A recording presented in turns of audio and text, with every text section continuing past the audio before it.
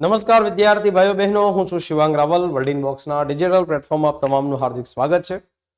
આજે આપણે જોવું છે કે જે વર્લ્ડ ઇનબોક્સની તાજેતરની ટેટ 1 ની મોક ટેસ્ટ હતી એમાં જનરલ નોલેજના કેવા સવાલો પૂછાયેલા હતા અને એનું સોલ્યુશન શું છે. આપણે 1 બાય 1 આ તમામ સવાલો છે એને જોવાના છે અને સાચા જવાબ છે એ જોઈશું અને એની સાથે એ જોઈશું કે એમાં અન્ય જીકેના મુદ્દાઓ કેવી રીતે નીકળી શકે. સૌથી પહેલો સવાલ તમારા બોર્ડની સ્ક્રીન સામે એવો છે કે નીચેના પૈકી કયું રાષ્ટ્રીય ઉદ્યાન એ ગુજરાતમાં આવેલું નથી. એટલે આપણને અહીંયા 4 રાષ્ટ્રીય ઉદ્યાનના નામ આપેલું છે. એક છે ગીર, એક છે વાંસદા, એક છે જીમ કોર્બેટ અને એક છે કાળિયાર.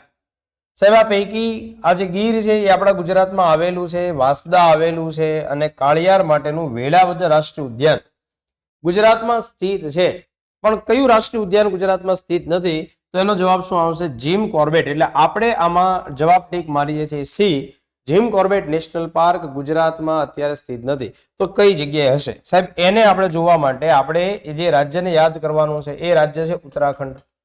ઉત્તરાખંડમાં આવેલું એક નેશનલ પાર્ક જેને આપણે જીમ કોર્બેટ કહીએ છીએ, જેને પહેલા હેલી નેશનલ પાર્ક તરીકે પણ ઓળખવામાં આવતું. ખૂબ આઈએમપી એટલા માટે છે કે આ જે જીમ કોર્બેટ નેશનલ પાર્ક છે એ દોસ્તો એક વ્યક્તિના નામ ઉપરથી છે જેને આપણે વાઘના સંરક્ષક કહેતા હોઈએ, જે છે જીમ કોર્બેટ. અને એ આપણા ભારતનું બનેલું હોય એવું સૌથી પહેલું, એટલે સૌ પ્રથમ રાષ્ટ્રીય ઉદ્યાન હતું. સૌથી પહેલું રાષ્ટ્રીય ઉદ્યાન અને એ બને છે 1936માં. અત્યારે હું તમને એક વસ્તુ યાદ કરાવી દઉં કે રાષ્ટ્રીય ઉદ્યાનો છે એ એવા તમામ વન્યજીવ અથવા પ્રાણીઓ માટે છે કે જે કુદરતી આવાસમાં મુક્ત રહેતા હોય. એના સુરક્ષા માટે, એના સંરક્ષણ માટે બનાવવામાં આવતી આરક્ષિત જગ્યા જેને આપણે રાષ્ટ્રીય ઉદ્યાન કહેતા હોઈએ. આપણા દેશમાં અત્યાર સુધીમાં બનેલા હોય એવા રાષ્ટ્રીય ઉદ્યાનો જ્યારે આ તમે વિડીયો જોઈ રહ્યા છો એ સમય સુધીમાં 107 જેટલા છે. રાષ્ટ્રીય ઉદ્યાન બનાવવા માટે દેશની અંદર 1972ના કાયદાનો ઉપયોગ કરવામાં આવે છે. એટલે કે 1972 wild life protection act. Wild life protection act આ અંતર્ગત આપણા દેશમાં રાષ્ટ્રીય ઉદ્યાન બને જેને કાયદાનું રક્ષણ મળે છે. એટલે કે કાયદા દ્વારા એને બનાવવામાં આવે છે. ચાલો, માહિતી મળી. ગુજરાતની અંદર આવેલા હોય એવા રાષ્ટ્રીય ઉદ્યાન કેટલા છે? આપણા ગુજરાતમાં 4 જેટલા રાષ્ટ્રીય ઉદ્યાનો આવેલા છે. સાહેબ, આ 4 રાષ્ટ્રીય ઉદ્યાનમાં ગીર તો હશે જ, વાંસદા હશે, કાળિયાર છે, તો ઘટે કયું? સાહેબ, એ ઘટે છે એને કહેવાય છે marine national park. Marine national park. તો આવી રીતે જનરલ નોલેજના સવાલો ટેટમાં આવે અને એ પ્રાણી સંપત્તિ માટે આવે. આ તો રાષ્ટ્રીય ઉદ્યાનનો છે, પણ જે લોકો પ્રિપરેશન કરે છે અને મને જોઈ રહ્યા છે, હું ખાસ એક સૂચન કરી રહ્યો છું કે ગુજરાતના અને ભારતના મુખ્ય જે અભયારણ્ય હોય એને પણ તમારે સારી રીતે વાંચવા જોઈએ. જે વર્લ્ડ ઇન બોક્સની જે જીકેની બુક છે એમાંથી તમને મળી રહેશે. એટલે જો જોડકામાં પૂછાઈ જાય કે કયા કયા અભયારણ્ય કયા જિલ્લામાં આવેલા છે કે નથી, તો તમને એનો જવાબ સાચો મળી શકશે. ચાલો, આમાં જવાબ તમને મળ્યો હશે. જે બાબતો તમારે નોંધવા યોગ્ય લાગી હશે તમે નોંધી પણ હશે. હવે આપણે આગળ વધીએ. જીકેનો બીજો એક સવાલ છે કે નીચે આપેલ વાવ અને તેના પ્રવેશ દ્વાર માટે યોગ્ય જોડકાના આધારે વિકલ્પ પસંદ કરો. એટલે આપણને અહીંયા વાવ અને એના પ્રકાર આપવામાં આવેલા છે.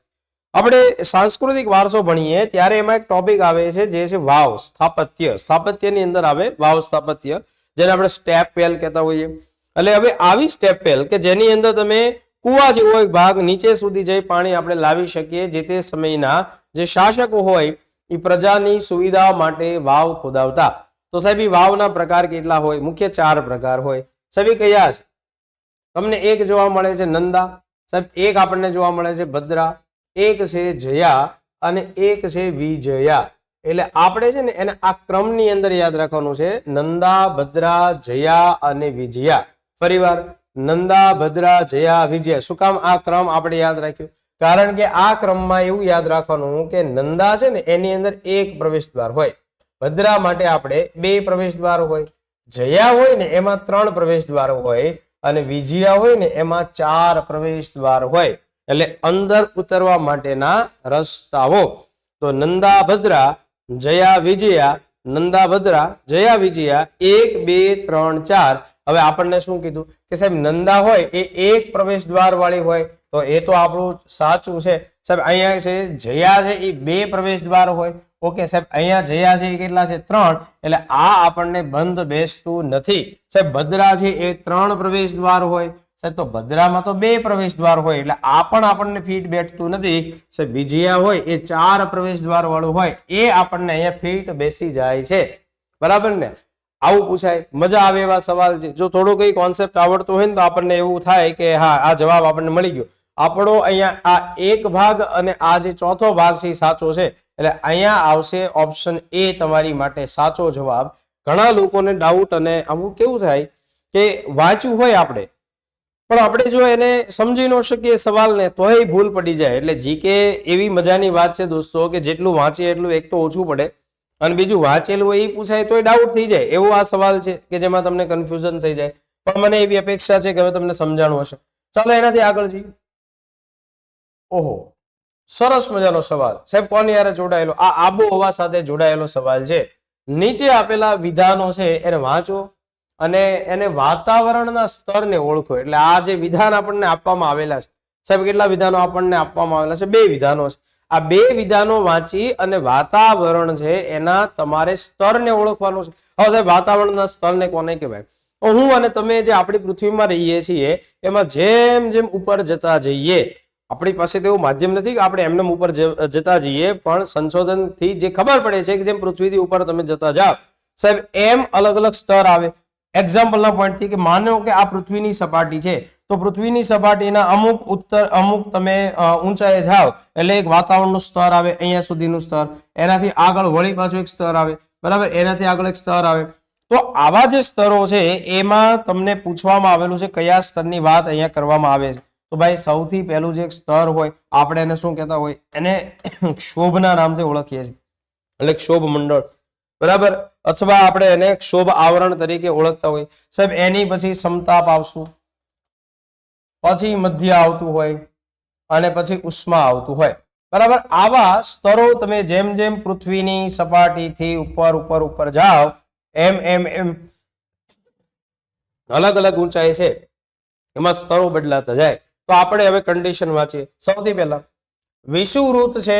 વિષુવવૃત્ત પર તે આશરે 16 કિલોમીટર, સમશીતોષ્ણ કટિબંધ પ્રદેશોમાં આશરે 11 કિલોમીટર અને ધ્રુવ પ્રદેશ છે ત્યાં 8 કિલોમીટરની ઊંચાઈ આવેલા હોય. આ પહેલું વાક્ય છે સાહેબ. એની પછીનું વાક્ય ઋતુઓ મુજબ તેમાં ફેરફાર થાય.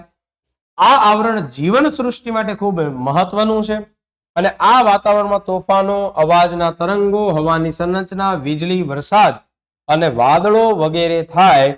સાહેબ જીવન જીવવા માટે જરૂરી હોય એવું તો આપણને સ્ક્રીન ઉપર તરત જ દેખાય કે આ તો પૃથ્વીનું ઉપરનું સ્તર એટલે પૃથ્વીનો ઉપરનો પોપડો અને પૃથ્વીના ઉપરના પોપડામાં તરત જ કોણ આવે ભાઈ? ત્યાં આવે ક્ષોભ ભાઈ, એટલે કે શોભ આવરણ આવે. સાહેબ આ જ આવરણની અંદર આપણને ગાજવીજ જોવા મળે, વરસાદ જોવા મળે, અહીંયા પવનો તમને જોવા મળે, ગતિ તમને જોવા મળે.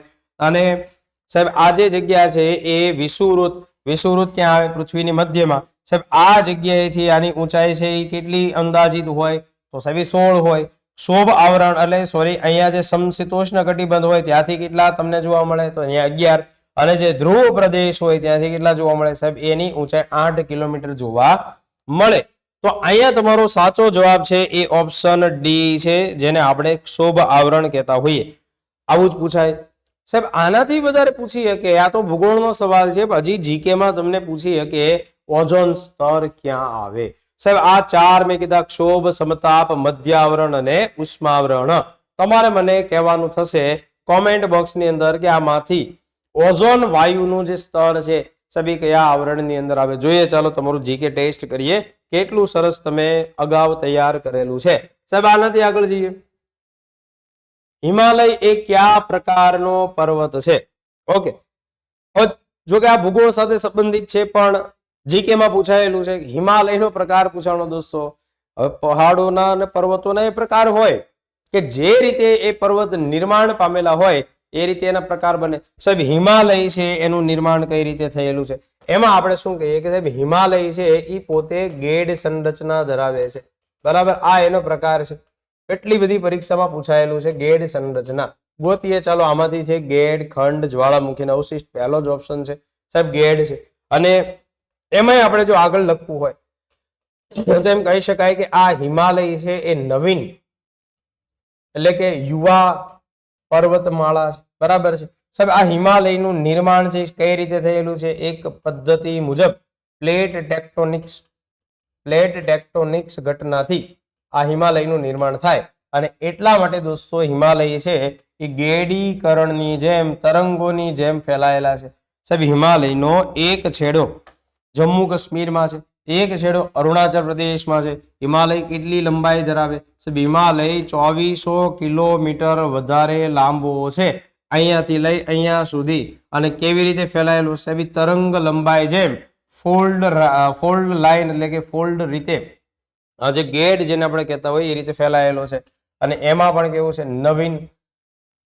એની સિવાય સાહેબ જો અહીંયા ખંડનું ઉદાહરણ છે, જેમ કે તમે સાતપુડા જાઓ, જ્વાળામુખી છે કે જે તમે ગિરનારનો વિસ્તાર જાઓ, અવશિષ્ટ તમે જાઓ એટલે આ તમને ખાસ કોણ જોવા મળે? સાહેબ આ આપણને જોવા મળે છે અરવલ્લી, જે આખાય ભારતમાં આખાય વિશ્વમાં સૌથી જૂનામાં જૂની એવી સાહેબ સૌથી જૂનામાં જૂની પર્વતમાળા છે અરવલ્લી.